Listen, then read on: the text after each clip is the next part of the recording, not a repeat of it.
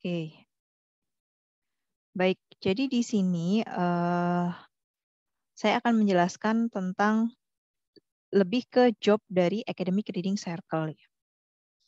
Nah, sebelum masuk ke job, saya ingin menjelaskan sebenarnya apa sih goal dari Academic Reading Circle ini ya. Kenapa sih pada akhirnya untuk membaca teks-teks yang berbentuk akademik gitu ya, yang tujuannya ada akademik, itu kita gunakan Academic Reading Circle.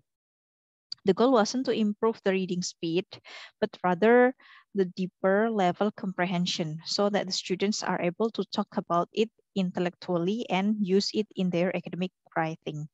Jadi di academic reading itu kan sebenarnya skill yang perlu kalian kuasai itu bukan lagi gimana caranya membaca cepat gitu ya, kecepatan kalian membaca, bukan lagi seperti itu, tapi lebih kepada level di mana kalian tuh benar-benar bisa memahami lebih mendalam gitu ya, secara komprehensif dari teks yang kalian baca, khususnya teks-teks akademik gitu ya, seperti artikel, research paper gitu ya,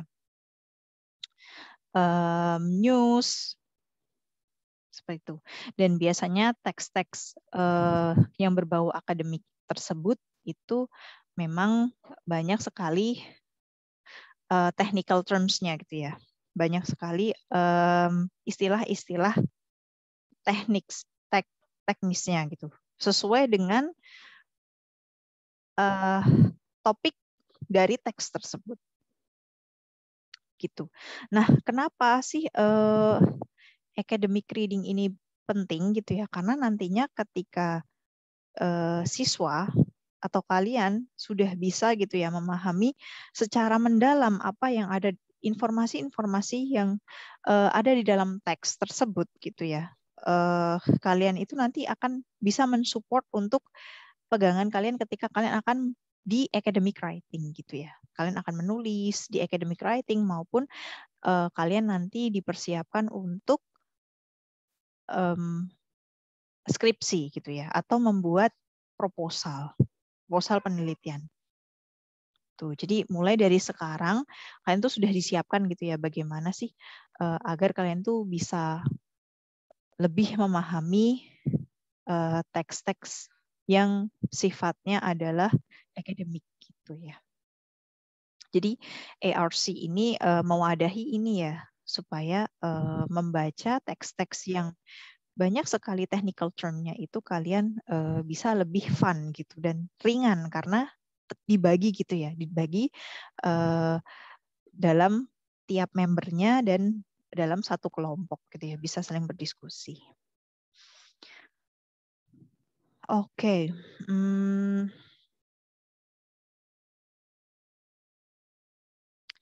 Kalau ini adalah kurang lebihnya tuh apa namanya? Gimana sih ARC ini tuh bisa dilakukan gitu ya kepada siswa gitu ya.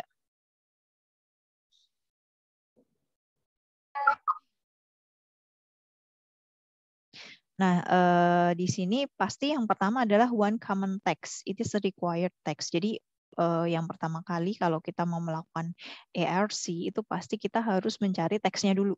Teks yang akan dibaca untuk dilakukan academic reading circle itu apa. And then there is this individual work that you give to the students. They need to go away and do that work in order to do the subsequent work, group work in class. Nah, jadi kalau teksnya sudah ada, berarti kan nanti ya setelah ini akan saya jelaskan job desk-nya masing-masing dari academic reading circle itu ya, baik mulai dari leader, visualizer, contextualizer, highlighter, connector gitu ya. Masing-masing itu akan punya jobnya masing yang harus dilakukan, gitu ya. Walaupun nanti tetap semuanya harus membaca teks yang sudah ditentukan gitu ya. Teksnya semua harus membaca. And then rotate roles, so students are taking a different role each week. So 5 weeks to get through all the rules. The first time they do the rules, they are not that good at them. Nah, jadi sebagai gambaran saja sebenarnya dalam ARC ini kalau yang bagus gitu ya. Jadi kalau bisa setiap minggu itu ketika akan melakukan ARC ini job desk dari 5 ARC itu bisa di rolling gitu ya. Jadi nggak selalu saja yang menjadi leader adalah si A, yang menjadi highlighter adalah si B gitu. Tapi bisa exchange job gitu ya. Supaya apa? Supaya nanti tuh mungkin waktu pemilihan gitu terus mencoba untuk melakukan tugasnya gitu ya sebagai highlighter, ternyata dia tuh kurang cocok gitu. Dia ternyata lebih cocok ke menjadi konektor. Nah, gitu. Jadi tuh ada bisa berganti exchange job gitu ya for the next ARC-nya gitu ya untuk academic reading cycle yang diskusi yang berikutnya gitu ya. Jadi itu juga bisa membantu untuk masing-masing siswa itu merasakan rasanya menjadi setiap bagian dari ARC-nya gitu ya. Seperti itu. And then the last one leads to deeper comprehension and better use of text in writing. Jadi ARC ini memang nanti arahannya akan membantu gitu ya siswa dalam memahami teks lebih mendalam, kemudian nanti pemahaman teks tersebut, informasi yang didapatkan dari teks-teks artikel tersebut itu akan mensupport siswa dalam menulis akademik gitu ya, academic writing. Oke. Nah, kemudian di sini saya akan mulai menjelaskan tentang ARC members ya. Nah, saya mulai dari leader. Jadi leader itu ada beberapa tugas sebagai seorang leader. The first one is act as the group's facilitator. Jadi bagi kalian yang mempunyai job sebagai leader di dalam ARC, itu kalian akan memfasilitasi grup member kalian gitu ya. Baik itu highlighter, visualizer, connector, what else? Tactilizer, semuanya akan difasilitasi oleh leader gitu ya. Khususnya saat diskusi ya, saat ARC diskusinya itu berlangsung gitu ya. Itu akan difasilitasi oleh leader dan leader juga akan membackup gitu ya. Ketika mungkin salah satu dari member itu berhalangan sesuatu gitu ya, tapi dengan sebelumnya catatan sebelumnya sudah ada komunikasi dulu gitu ya. Itu. Kemudian finding out things like the purpose for reading, the text source, the target audience, bibliographical information, apacitation or others. Jadi di sini selain leader itu sebagai fasilitator, leader itu juga harus mampu mencari gitu ya, mencari beberapa hal dari teks yang dibaca seperti tujuan dari membaca teks ini tuh untuk apa? Kalau kalian baca teks ini tuh tujuannya tuh untuk apa? Kalian tuh dapat apa sih bakal kalau baca teks ini gitu ya. Kemudian the text source. Jadi teks ini tuh sebenarnya bisa didapatkan di mana? Gitu ya. Apakah artikel ini diterbitkan oleh jurnalnya apa gitu ya. Apakah jurnal ini aksesibel atau tidak gitu ya. Jurnalnya open access atau berbayar gitu ya. Seperti itu. Kemudian target audience sebenarnya kalau setelah membaca teks artikel tersebut itu kira-kira kalau dilihat target audiensnya itu siapa? Apakah mahasiswa? Apakah dosen? Apakah guru bahasa Inggris? Jadi siapa target audience yang sebenarnya diharapkan oleh si author, si penulis dari artikel tersebut gitu ya.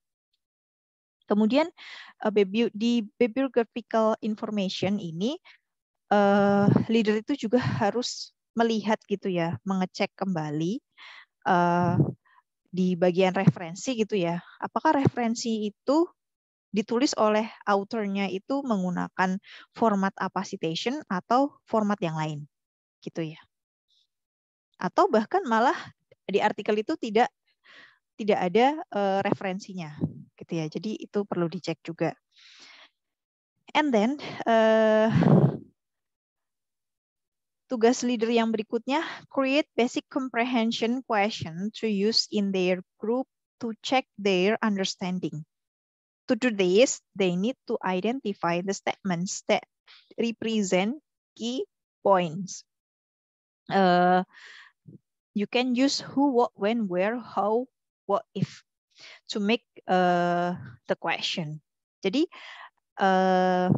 selain tadi ya mengecek beberapa hal penting di dalam teks, leader itu juga harus bisa menghidupkan diskusi gitu ya. Ketika nanti ARC discussion board-nya itu berjalan, leader itu harus bisa menghidupkan kondisi diskusi. Jadi misalnya nanti mau ada visualizer nih mempresentasikan, kan nanti kalau habis presentasi terus any question ternyata no question ya, semuanya dalam satu diskusi itu, satu kelompok itu nggak ada yang nanggepin gitu ya. Nah ini nanti adalah tugasnya leader gitu ya, untuk kayak memancing menggunakan pertanyaan-pertanyaan seperti who, what, when, where, how, what, if dari tiap masing-masing member dari ARC-nya gitu ya, baik itu dari visualizer, highlighter, connector maupun contextualizer gitu ya.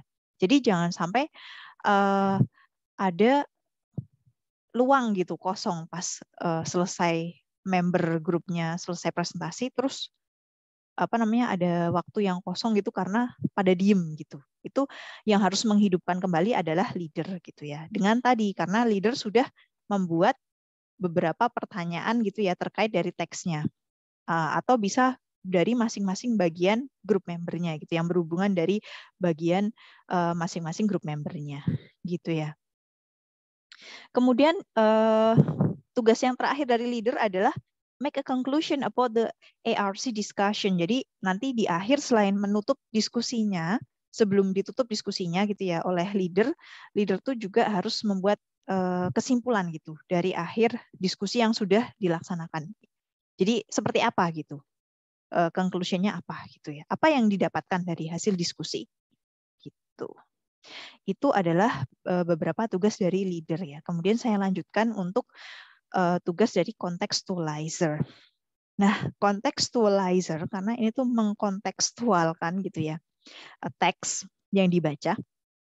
The first one is pick out the people, places, events, pieces of research in text and identify them as research opportunities gitu ya. Jadi ketika contextualizer itu membaca teksnya, coba garis bawahi apakah di dalam artikel tersebut itu ada menyebutkan orang, bisa juga dikatakan research participants gitu ya. Participants-nya dalam penelitian ini apa gitu? Apakah orang gitu ya? Kalau orang coba digarisbawahi, kalau tempat, kalau disebutkan juga tempatnya, coba digarisbawahi. Kalau ada event yang terjadi, coba juga digarisbawahi gitu ya. Ataupun bagian-bagian tertentu yang sekiranya tuh penting di dalam penelitian tersebut, di dalam artikel, research artikel tersebut gitu ya. Kemudian diidentifikasi. Nah, kalau sudah diidentifikasi, sudah digarisbawahi gitu ya. Go to the internet and find out more about these contextual references. Jadi karena akan mengkontekstualkan gitu ya. Jadi memang contextualizer ini nanti akan banyak memadupadankan gitu ya, apa saja yang sudah dia temukan di teks gitu. Kemudian nanti coba di searching gitu ya. To be able to tell the group why the research may have reference this. For example, as a cultural corridor with an emphasis on its historical significance. Useful, or a city cyclist declare victory not so useful. They could look up the mayor and Ford. Jadi coba dicari tadi ya yang sudah digarisbawahi, people, place, event atau bagian-bagian yang penting yang disajikan di dalam research artikel tersebut. Kemudian cari bagaimana untuk mengkontekstualisasikannya itu. Apakah itu berguna atau tidak terlalu berguna? Kalau misalnya penting, kenapa penting gitu ya? Coba dikontekstualisasikan gitu ya. Seperti itu.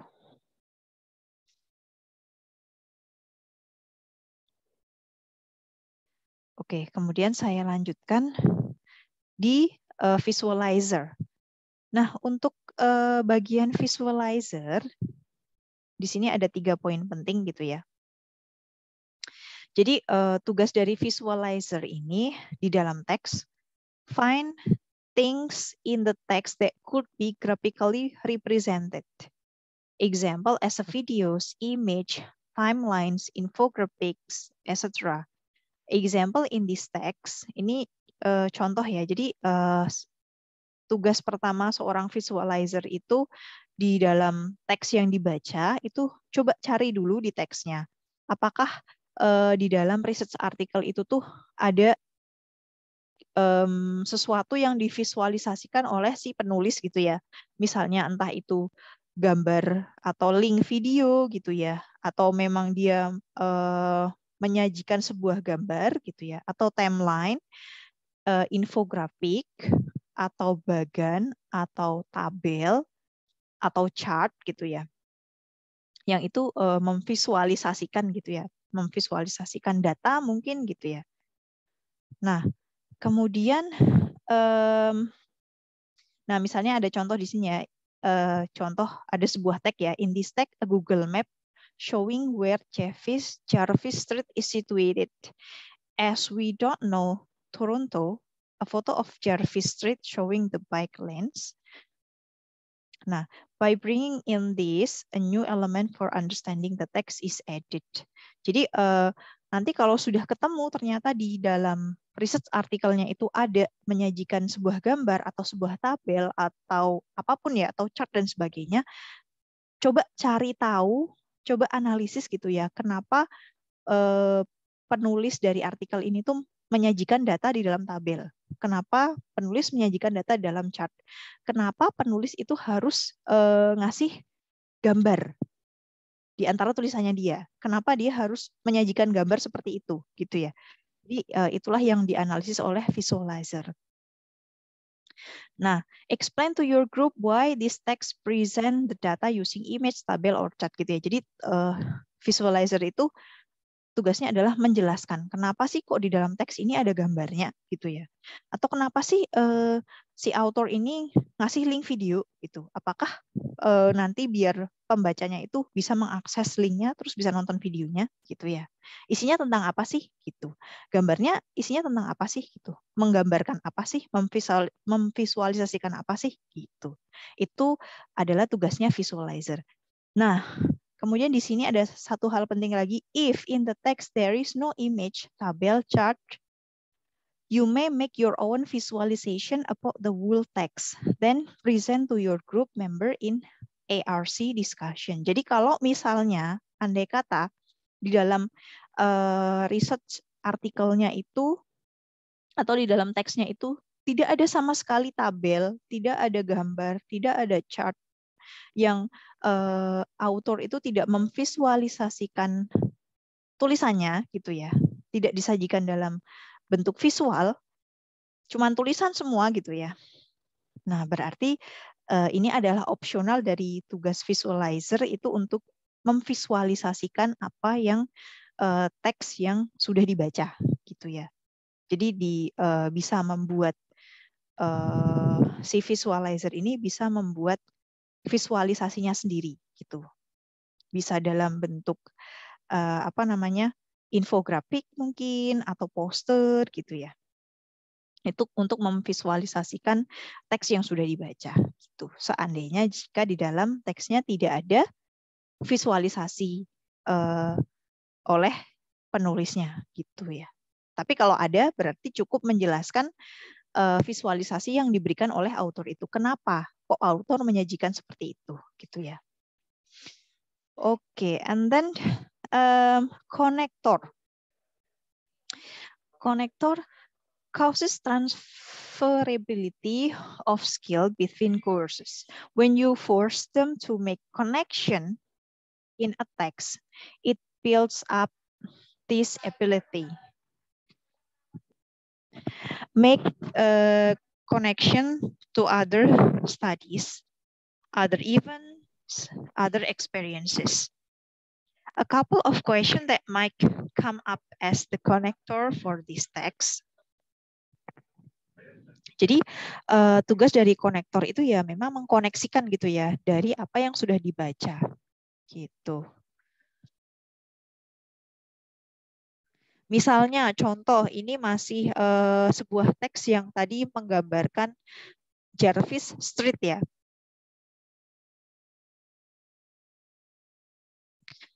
Katakanlah misalnya si konektor ini bisa membuat beberapa pertanyaan gitu ya untuk mengkoneksikan antara teks dengan dirinya atau dengan kehidupan nyata atau dengan kondisi yang ada di sekitarnya gitu ya. Bisa membuat beberapa pertanyaan juga si konektor ini ya. Misalnya contoh, does this situation remind you of anything from your other classes?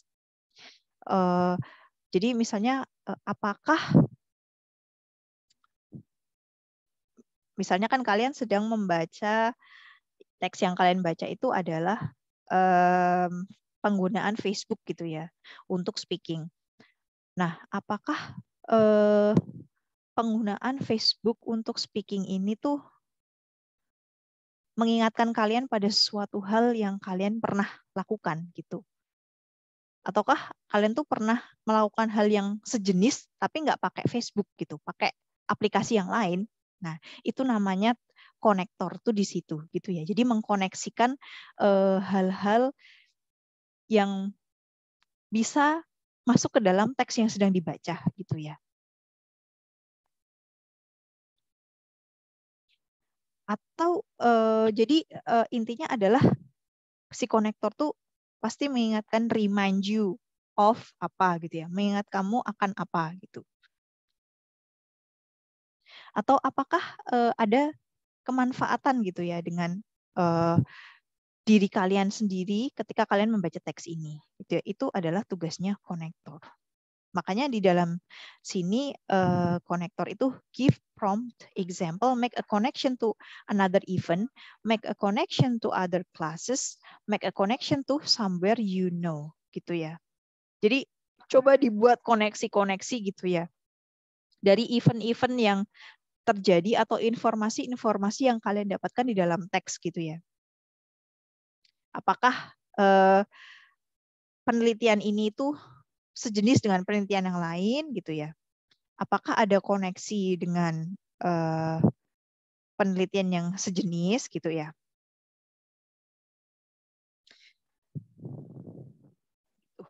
Apakah Facebook ini hanya bisa digunakan untuk speaking atau ternyata bisa digunakan untuk skill yang lain, itu juga bisa dikoneksikan gitu ya. Jadi ada berbagai macam cara untuk mengoneksikan dari informasi-informasi yang sudah kalian baca dari sebuah teks. Jadi saran saya kalau kalian dapat bagian konektor, coba kalian buat pertanyaan dulu supaya kenapa itu memudahkan kalian nanti mengkoneksikan gitu ya. Mengkoneksikan dari teks ke hal di luar teks gitu.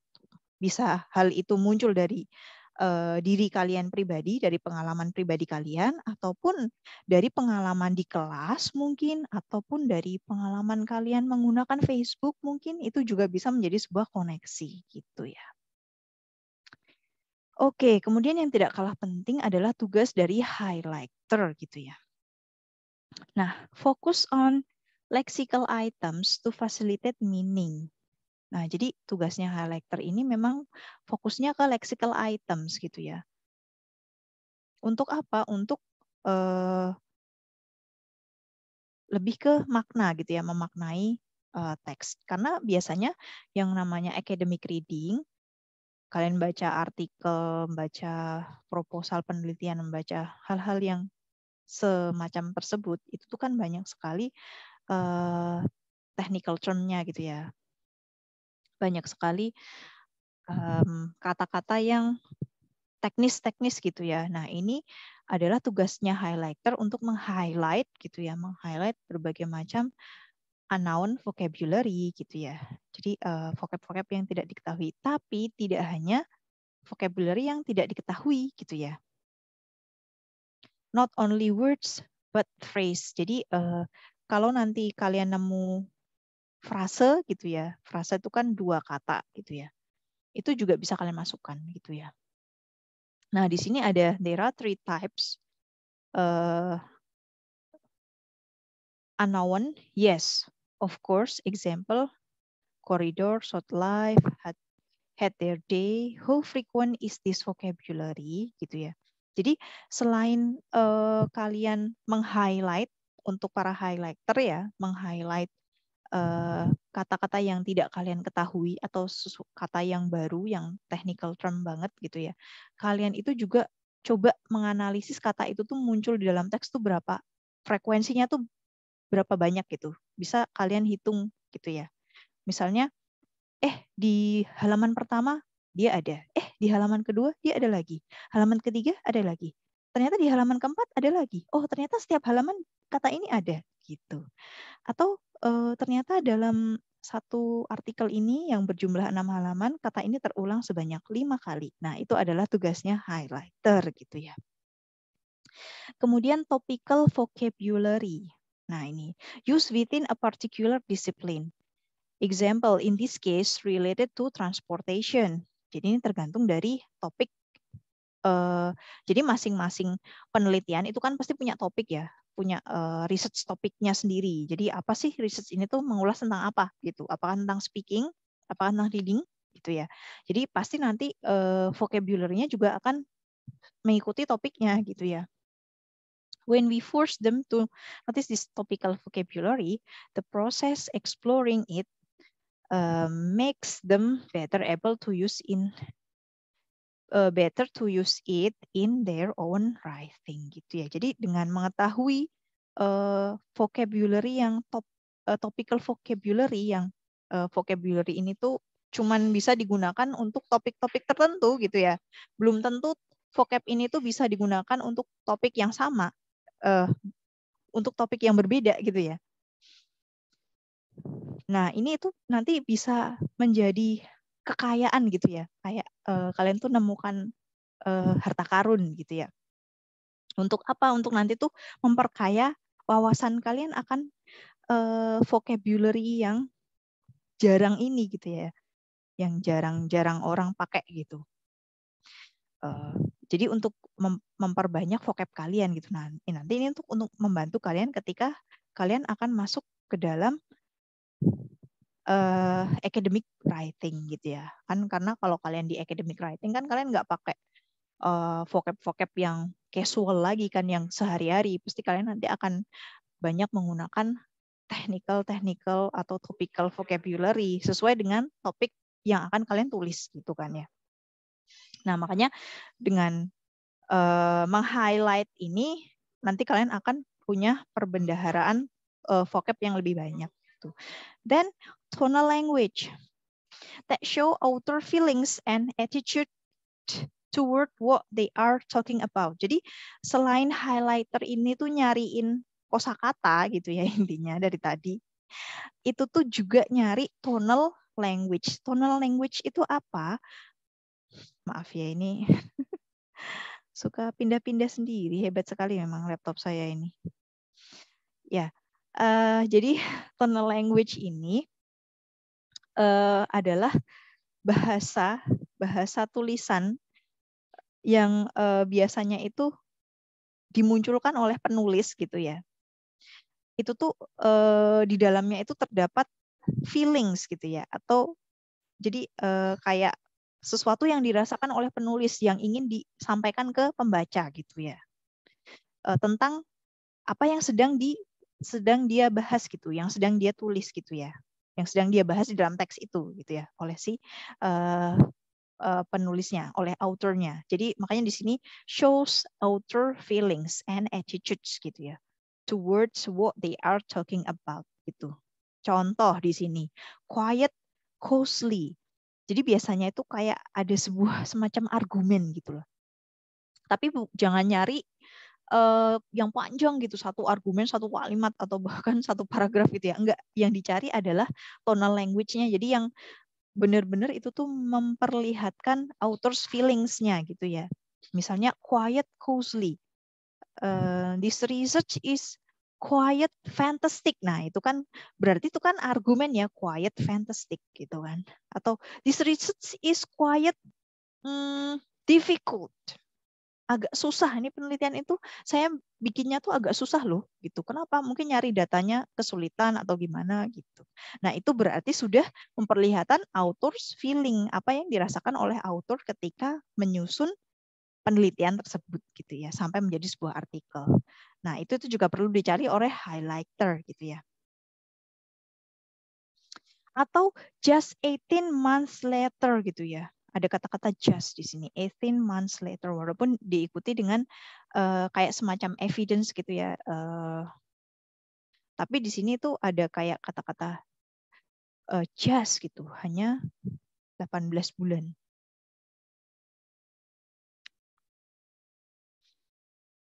Nah, itu kan berarti kan not a significant amount of time gitu ya. Karena di sini ada kata-katanya just 18 months later.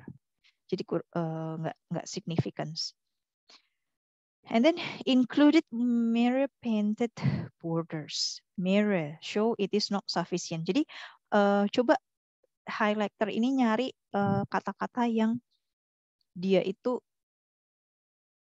kayak ada tambahan-tambahan gitu loh. Tambahan bisa itu berupa attitudes ataupun feelings dari si author. Kayak just, quiet, mirror, kayak gitu-gitu. Itu kan jadi kayak menjelaskan sesuatu hal yang lagi dia sampaikan itu tuh apa namanya, ada sesuatunya gitu loh, something that wave, apa ya, menggelombang, bergelombang, kayak ya kayak sesuatu, kan tahu sendiri kan ya yang namanya perasaan itu naik turun gitu ya, sering berganti ya, kayak gelombang gitu naik turun gitu. Jadi ya hampir mirip argumen, tapi jangan cari yang panjang-panjang, tapi cukup bagian kata yang mana, bisa kata, bisa frase gitu ya, yang menunjukkan, atau klausa gitu, yang menunjukkan author's feeling and attitudes tentang apa namanya, topik yang sedang disampaikan di dalam teks tersebut. Nah, kemudian untuk membantu highlighter dengan tugasnya ini ya, meng-highlight berbagai macam kosakata ini gitu ya, sampai ke tonal language ini, highlighter itu bisa you may fill the academic reading log. Jadi highlighter ini bisa mengisi, bisa terbantu tugasnya itu dengan mengisi academic reading log yang sudah saya buatkan formatnya di Google Docs ya. Yang kemarin juga sudah saya share linknya untuk diakses gitu ya, masing-masing grup untuk membuat. Ini sebenarnya tugasnya highlighter sebenarnya ya, untuk mengisi academic reading log gitu ya. Tapi kalau dibantu sama yang lain boleh gitu ya. Gitu. Oke. Karena kalau misalnya dibantu dengan academic reading log tuh kayak tugas si highlighter ini tuh terarah dan tersusun rapih gitu. Oh, nanti harus ngisi ini gitu ya. Gitu. Terus nanti mau naruh kata yang udah di highlight juga gampang kan. Oh, aku taruh sini. Jadi kayak rapih gitu loh, nggak cuman sekedar nge-highlight yang ada di teks terus udah mau ditaruh di mana gitu, kayak nemu apel warnanya merah di kebun apel yang luasnya 1 hektar gitu, terus pas sudah nemu apelnya mau taruh mana gitu kan. Nah, kalau dimasukkan ke dalam academic reading log kan enak gitu ya, tinggal masukin gitu, kayak memasukkan apel dalam keranjang. Oh, udah ada keranjangnya gitu. Seperti itu ya. Nah, kemudian untuk ARC discussion preparation ini yang insya Allah kan kita adakan hari Kamis ya, hari Kamis siang. itu ada beberapa yang harus kalian siapkan.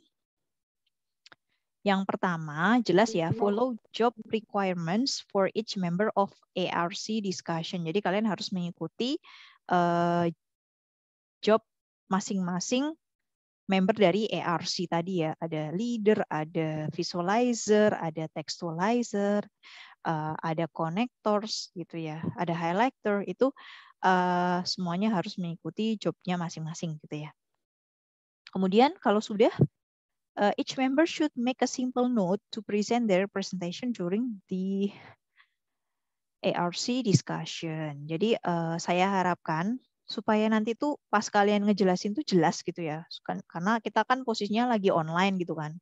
Entah kadang-kadang suara kalian yang putus nyambung gara-gara sinyal atau malah keluar masuk gitu. Saya harapkan ada sesuatu yang bisa dipresentasikan, bisa dikasih lihatkan gitu ya. Itu bisa berbentuk PPT, infografik, poster, video, atau reading log gitu ya. Pas kalian masing-masing itu presentasi gitu. Khususnya untuk highlighter, visualizer, konektor, textualizer ini ya, 4 ini terutamanya. Gitu ya.